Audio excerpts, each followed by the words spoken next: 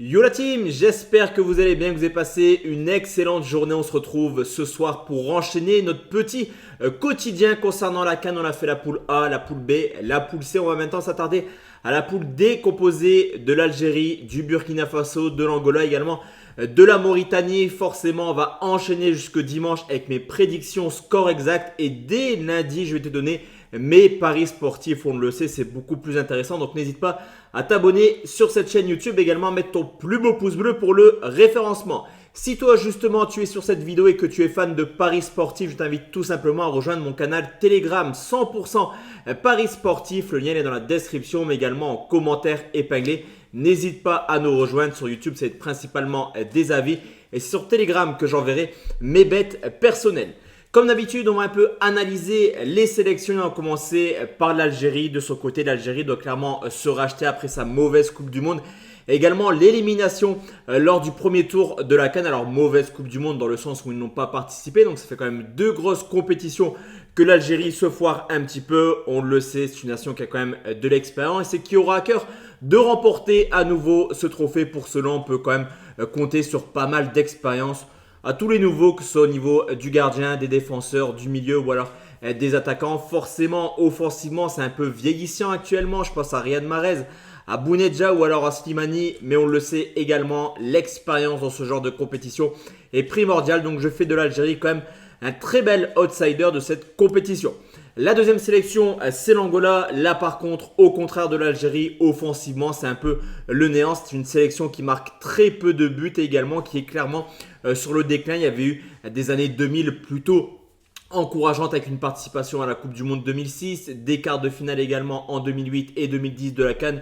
Depuis, l'Angola ne propose plus grand-chose. Donc sur ce coup, je ne pense pas qu'ils iront très loin dans cette CAN. La troisième sélection, c'est le Burkina Faso. On le sait également, c'est une valeur sûre de la CAN sur les 4 dernières éditions. 3 fois, ils ont été au moins en demi-finale. Là aussi, il y a des joueurs plutôt talentueux. On connaît certains noms. Je pense à Bertrand Traoré du côté d'Aston Villa, de Tabzoba qui joue à Amiens, mais également de la valeur sûre, ce joueur qui joue du côté de Leverkusen. Donc le Burkina Faso peut clairement poser des problèmes. Enfin, la dernière sélection, c'est la Mauritanie. Troisième participation pour eux à la CAN. À chaque fois, ils se sont fait sortir en phase de poule. Là aussi, ça me paraîtrait assez compliqué de les voir terminer dans les deux premiers sur le papier. Il n'y a pas forcément des grands noms. Ça reste des joueurs de championnat mineur, voire de majeur, mais en deuxième division comme Papé Ibnouba, le meilleur buteur de Concarneau. Mais sur ce coup, je ne pense pas que la Mauritanie fera grand-chose dans cette compétition. Allez, donc on va enchaîner avec ce fameux tableau. Pour rappel, on refait le point sur les premiers groupes. Donc poule A, Côte d'Ivoire premier, Guinée deuxième, Nigeria troisième, Guinée-Bissau dernière. La poule B, je vois donc l'Égypte terminer en tête avec le Ghana, mais à la différence de but, l'Égypte devant, Cap-Vert, Mozambique troisième et quatrième. Enfin, dans la poule C, je verrai le Sénégal terminer premier, le Cameroun deuxième, Guinée troisième et donc Gambie quatrième. Comme d'habitude, on va se prêter au jeu des scores exacts. On commence avec l'Algérie qui joue l'Angola. C'est un premier match qui est sur le papier plutôt piège. Alors comme je te l'ai dit, cette équipe d'Angola elle est un peu sur le déclin actuellement. Mais cette équipe d'Algérie qui a quand même des valeurs sûres, que ce soit défensivement, au milieu de terrain ou offensivement, comme je te l'ai dit, pourrait se retrouver confronté quand même à un mur. Je pense que l'Angola jouera la deuxième, voire la troisième place. Donc ça devrait défendre au maximum.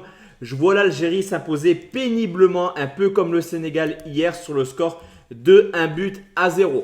Burkina Faso contre Mauritanie. Là par contre, je fais de la Mauritanie l'équipe la plus faible à mon sens de cette poule. Et le Burkina Faso, comme je te l'ai dit, c'est vraiment une valeur sûre de la CAN sur les 4 dernières éditions. J'insiste dessus, mais vraiment 3 participations aux demi-finales pour une sélection qui va très peu de fois à la Coupe du Monde, voire jamais il me semble. Ça reste plutôt cohérent lors de la CAN. Je les vois s'imposer là par contre sans souci. On va partir sur une petite victoire 3-1. Algérie, Burkina Faso, c'est forcément le match phare. Ça semble être le match pour la première place. Et là aussi, je pense que l'Algérie, un peu à l'expérience, pourrait être capable de s'imposer contre le Burkina Faso. Le match ne sera pas évident. Ça, c'est une certitude. Cette équipe du Burkina Faso peut faire encore une fois un grand coup dans cette CAN. Mais je pars sur une victoire 2-1 de l'Algérie. Angola, Mauritanie, par contre là forcément, comme je te l'ai dit, je mets quand même un léger avantage à l'Angola, tant la Mauritanie me semble largement en dessous. Mais ça reste également un match couperé car en cas de défaite, la Mauritanie serait éliminés. Je les vois défendre au maximum et comme je te l'ai dit, offensivement, l'Angola, c'est pas une dinguerie. Donc, je vais partir sur un match nul 0-0, ce qui nous donne au classement avant la dernière journée Algérie en tête 6 points.